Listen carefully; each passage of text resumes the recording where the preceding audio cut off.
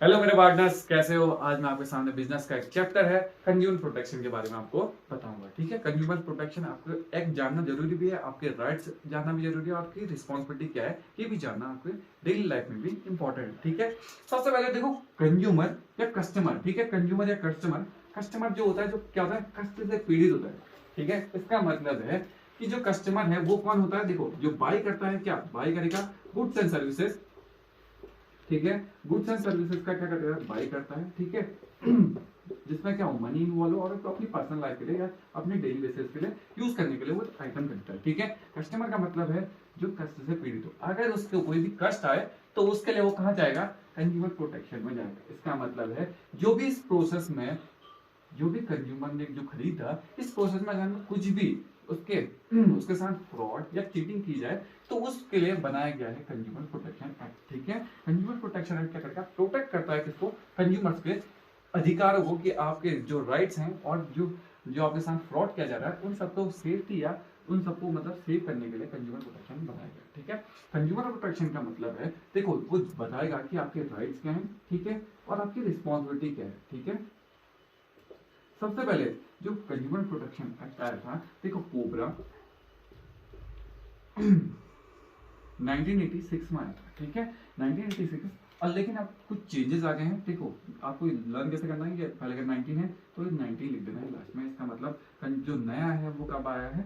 2019 में। ठीक है, ये क्यों आया? क्योंकि अब क्या हो गया, डिजिटल हो गया। ठीक है, पहले क्या था, ऑनलाइन नहीं था, इतना ऑनलाइन ट्रांजेक्शन नहीं होते थे, ऑनलाइन शॉपिंग नहीं होती थी, लेकिन अब ऑनलाइन शॉपिंग होने लगे तो रूल एंड रेगुलेशन भी क्या हो गए, चेंज हो गए। तो कंज्यूमर प्रोटेक्शन एक्ट भी बदल गया। ठीक है, पहले 1986 था, अब क्या हुआ, 2019 हो गया है। ठीक है, तो सबसे पहले देखो ये कब लागू हुआ था, मैं बता देता हूँ। 1 जुलाई 1987 से ये स्टार्ट हुआ था। ठीक है, अब देखो डिजिटल हो गया तो क्या हुआ, कुछ रूल रेगुलेशन भी चेंज करने पड़े, क्योंकि ऑनलाइन शॉपिंग हो गया, फ्रॉड भी बढ़ गया है, तो उसके लिए क्या करें, थोड़े मतलब थोड़ा स्टिक बनाया गया। ठीक है, इनको रूल रेगुलेशन को। ठीक है, इसके अकॉर्डिंग आपको क्या बना, राइट्स बताए गए, अपनी रिस्पॉन्सिबिलिटी बताई गई। ठीक है, अगर इन राइटों का कोई हनन हुआ या इन राइटों से कोई मतलब आपके साथ अनफेयर ट्रेड प्रैक्टिस कर रहा है तो आपको कहाँ जाना है ये भी आपको बताएगा, कि आपको यहाँ यहाँ अप्लाई कर सकते हैं, या ऐसे ऑर्गेनाइजेशन पे आप क्या कर सकते हैं, मदद मांगने जा सकते हैं, वो आपको सपोर्ट करेंगे। ठीक है, तो हम देखेंगे, नेक्स्ट देखेंगे, इसके बाद देखेंगे कि कंज्यूमर प्रोटेक्शन में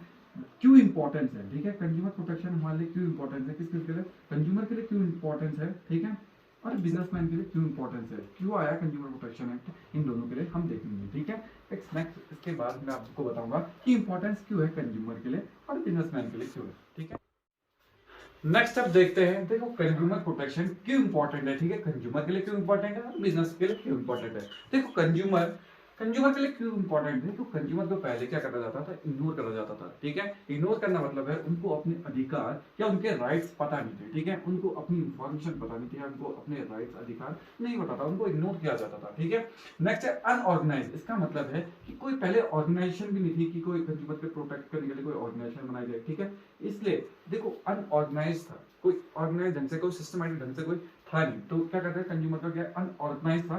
तो उसके बाद क्या हुआ कि बाद में, उसके बाद तो कुछ समय बाद कि उनके अधिकार बनाए गए, उनकी रिस्पॉन्सिबिलिटी बनाए गए। ठीक है, उनके लिए ऑर्गेनाइजेशन बनाए गए जो कंज्यूमर के लिए क्या करें, अधिकारों के लिए लड़े। ठीक है, उसके बाद देखो एक्सप्लॉइटेशन बहुत ज्यादा था, अनफेयर ट्रेड प्रैक्टिसेस बहुत ज्यादा होती थी, मिलावट। जैसे आपने देखा होगा कि पहले एक दुकान उसमें होता था, जैसे ब्लैक मार्केटिंग में आता था, देखो वो मिलावट कर देता था सामान में, क्या करता था, पता होता है या कुछ ऐसी चीजें डाल देता था। तो अनफेयर ट्रेड प्रैक्टिसेस भी बहुत ज्यादा थी। ठीक, कंज्यूमर को अपने राइट्स, ठीक है, अपनी रिस्पॉन्सिबिलिटी पता होनी चाहिए। ठीक है, अब बिजनेस के लिए क्यों इंपॉर्टेंस है, देखो लॉन्ग टर्म इंटरेस्ट, देखो कंज्यूमर आजकल भगवान के बराबर है। इसका मतलब भगवान के बराबर है, मतलब कहने का मतलब है कि एक बिजनेसमैन के लिए कंज्यूमर बहुत ज्यादा इंपॉर्टेंस रखता है, क्योंकि आजकल का लेवल क्या है, ग्लोबल, जब से ग्लोबलाइजेशन और लिबरलाइजेशन आए तो क्या हुआ कि जो ट्रेड थे, जो व्यापार थे, वो क्या हुआ, ग्लोबल चल गया, फ्री फॉल क्या होने लगे, एक्सपोर्ट और इंपोर्ट होने लगे। ठीक है, कोई लाइसेंस नहीं चाहिए, तो क्या हो गया कि कंपटीशन लेवल क्या हो गया, अब क्या है कि सीमित नहीं रह गया। ठीक है, आजकल ऑनलाइन शॉपिंग है, ठीक है, कंपटीशन बहुत हाई चल रहा है।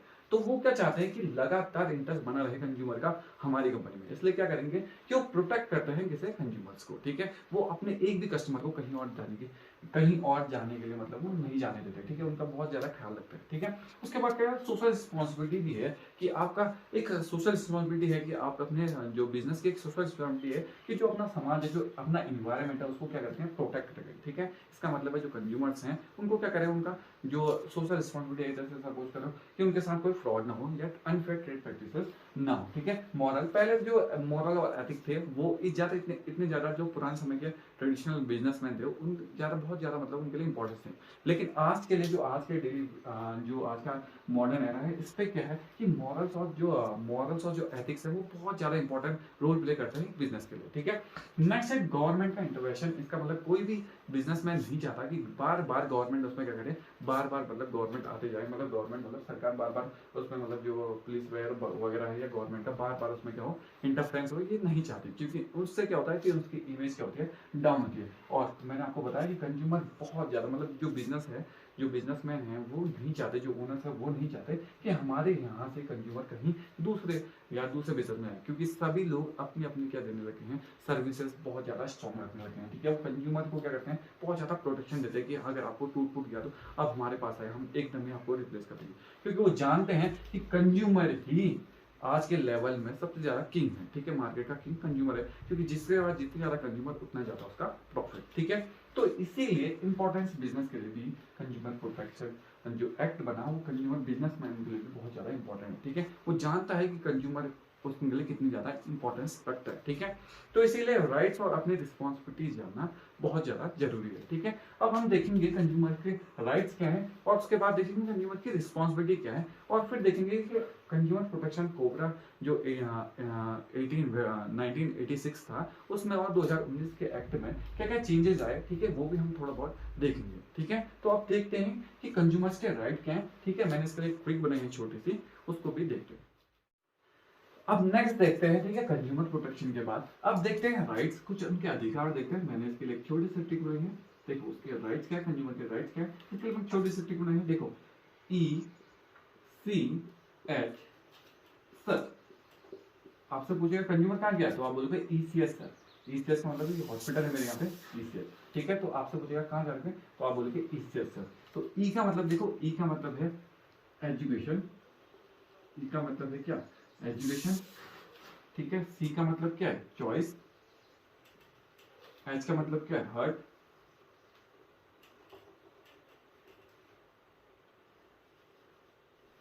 ठीक है। और S का मतलब क्या है, सेफ्टी। I का मतलब क्या है, इंफॉर्मेशन। और R का मतलब क्या है, रीडर्स, ठीक है।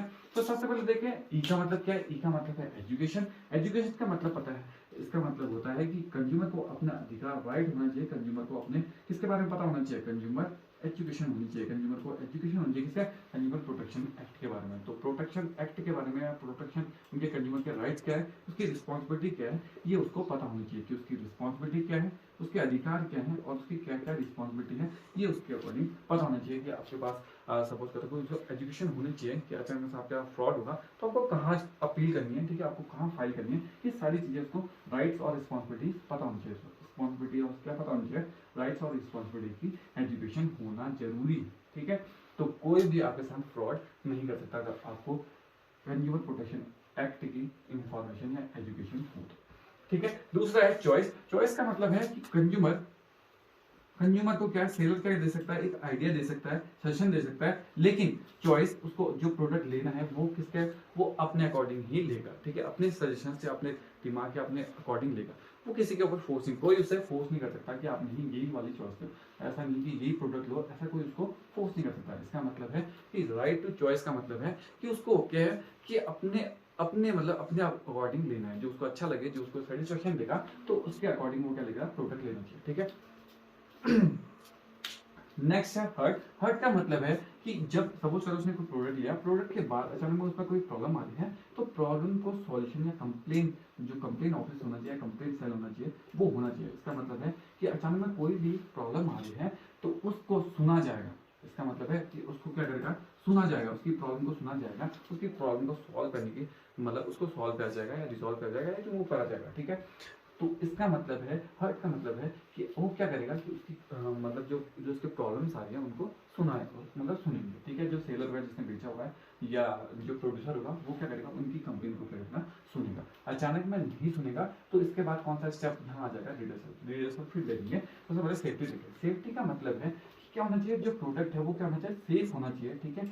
लाइफ जो हेल्थ है उसके अकॉर्डिंग क्या होना चाहिए, उसके स्टैंडर्ड जो उसमें लेबल्स होते हैं, ऐसा मार्क ये सब या एक मार्क होना चाहिए अगर कोई एग्रीकल्चर फील्ड है, ठीक है। तो सेफ्टी का मतलब है कि वो सेफ होना चाहिए, जो प्रोडक्ट है वो सेफ होना चाहिए। ऐसा नहीं कि उसमें कुछ जहर वहर मिला रखा है, ऐसा नहीं होना चाहिए। वो मतलब स्टैंडर्ड्स का होना चाहिए, ठीक है। उसकी क्वालिटी होनी चाहिए, वो क्या होना चाहिए, सेफ होना चाहिए, किसी के हेल्थ को मतलब डैमेज ना करे, कोई उसकी वजह से कोई हेल्थ इश्यूज ना आए, ठीक है। उसके बाद है इंफॉर्मेशन। इंफॉर्मेशन का मतलब है वो जो कंज्यूमर है उसका राइट है कि जो प्रोडक्ट वो खरीद रहा है उसके बारे में उसे वो मतलब जो सेलर है जो बेच रहा है उसे कंप्लीट इंफॉर्मेशन दे, उसकी प्राइस, क्वांटिटी, क्वालिटी, जो उसके मतलब क्वालिफिकेशन, जैसे उसका यूजेस है, उसके स्टेप कैसे उसको यूज करना है, सारी इंफॉर्मेशन उसके अकॉर्डिंग वो दे सकता है। उसके एडवांटेज क्या है, उसके डिसएडवांटेज भी उसको बताने पड़ेंगे, ठीक है। इसका मतलब है कि वो जो कंज्यूमर जो उससे पूछेगा तो उसका आंसर वो देगा कि अब मतलब रिलेटेड टू प्रोडक्ट, ठीक है। रिडर्सल का मतलब है, सपोज करो कि कंप्लेन है, कंप्लेन कहाँ फाइल करनी है, रिडर्सल बताएगा। रिडर्सल बताएगा कि इसके अकॉर्डिंग कैसे आपको चलना है। इसका मतलब है कि सपोज करो ये कंप्लेन को अगर सुनने के बाद जो कंपनसेशन दिलाएगा वो रिडर्सल है। इसका मतलब है कि अचानक आपके साथ कोई अनफेयर प्रैक्टिसेस हुई है तो रिडर्सल क्या करेगा, रिडर्सल बताएगा कि उसका अधिकार है कि आप कहाँ कहाँ अप्लाई कर सकते हैं अचानक में आपके साथ अनफेयर प्रैक्टिसेस हुए। इसका मतलब है देखो यहाँ पे तो 3 कोर्ट्स होते हैं, मैं आपको बताता हूँ। देखो एक होता है डिस्ट्रिक्ट लेवल का, ठीक है। यहाँ पर कोई डिस्ट्रिक्ट लेवल के क्या होते हैं, केस फाइल होते हैं। उसके बाद एक होता है स्टेट लेवल का, स्टेट के बाद एक तीसरा होता है नेशनल लेवल का, ठीक है। तो ये 3 कोर्ट क्या करते हैं कि हैंडल करते हैं किसको, कंज्यूमर प्रोटेक्शन एक्ट को मतलब सेफली दिखाते हैं। चाहे कोई फ्रॉड हो तो ये केस यहाँ पर आप अप्लाई कर सकते हैं। अभी हम इन तीनों के बारे में जानेंगे थोड़ा डीप से। दोबारा देखो इसकी रिपीट थी ECH सर। ई का मतलब है एजुकेशन। एजुकेशन कंज्यूमर को क्या होनी चाहिए, अपने प्रोटेक्ट राइट्स और रिस्पॉन्सिबिलिटी की इंफॉर्मेशन होनी चाहिए। उसके बाद है चॉइस। कोई भी आपको फोर्स नहीं कर सकता, ठीक है। आपको सजेशंस और आइडियाज दे सकता है कि आप ये खरीदे ये खरीदे, लेकिन चॉइस करने का अधिकार या राइट किसके पास है, कंज्यूमर के पास है। आपको अच्छा लगे खरीदो, नहीं लग रहा तो छोड़ दो। हर्ट्स का मतलब है कि क्या होना चाहिए, जो प्रोडक्ट से रिलेटेड कोई भी कंप्लेन आई तो उसको सुना जाएगा, ठीक है। जो भी जिसने बेचा है सामान, जो सेलर है या जो प्रोड्यूसर है वो क्या करेगा, उसको सुनेगा, ठीक है। उसकी कंप्लेन को सुनेगा, मस्ट, ठीक है, जरूर सुनेगा, ठीक है। अगर नहीं सुनेगा तो आप क्या कर सकते हैं, इसे कोर्ट अप्लाई कर सकते हैं कि हाँ मेरे साथ फ्रॉड हुआ, ठीक है। तो उसके बाद सेफ्टी।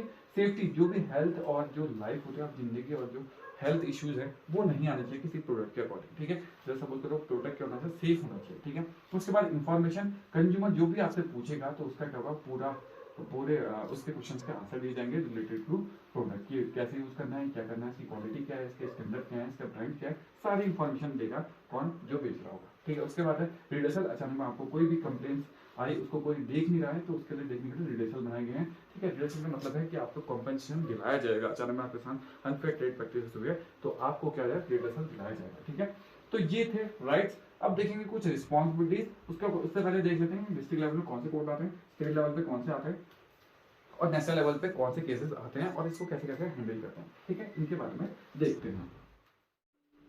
देखो कंज्यूमर के केस कैसे कैसे हैंडल होते हैं ये आपको बता रहा हूँ। तो डिस्ट्रिक्ट लेवल पे देखो डिस्ट्रिक्ट कमीशन क्या करता है कि 0 से 1 करोड़ के बीच में केस हैंडल करता है, ठीक है।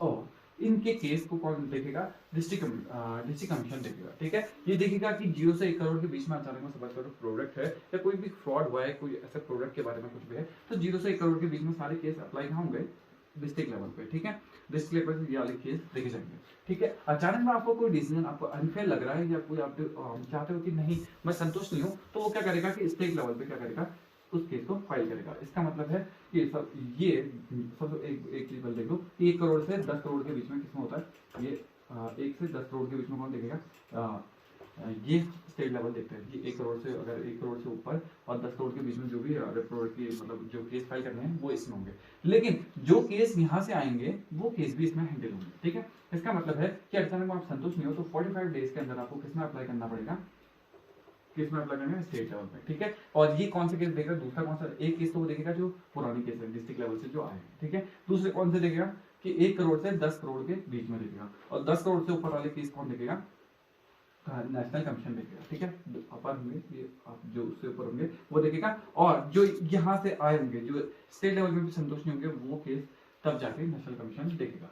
तो ये 3 केस हैं, 3 लेवल हैं। तो 3 लेवल को देखो, दोबारा देखो, 1 करोड़ डिस्ट्रिक्ट लेवल में क्या होगा, डिस्ट्रिक्ट लेवल जो डिस्ट्रिक्ट कमीशन है वो करेगा 0 से 1 करोड़ के बीच में देखेगा, ठीक है। इसमें वाले केस आएंगे जो 0 से 1 करोड़ के बीच में रहेंगे, जिसकी अमाउंट क्या हो 0 से 1 करोड़ के बीच में हो। उसके बाद ये केस में अगर दूसरे कौन देखेगा, 1 करोड़ से 10 करोड़ देखेगा, उसके बाद 10 करोड़ से ऊपर वाले ये देखेगा। अचानक में डिस्ट्रिक्ट लेवल में आपको संतुष्टि नहीं मिली तो आप स्टेट में अप्लाई कर सकते हैं 45 डेज के अकॉर्डिंग, ठीक है। स्टेट से कमीशन में कर सकते हैं 30 दिन, कहीं जाकर 45 डेज भी लिखा है, ठीक है। 30 और 45 डेज दोनों लिखे हैं, कहीं पे 30 भी लिखा है, कहीं पे मतलब 45 भी लिखा है, तो आप देख लेंगे, ठीक है।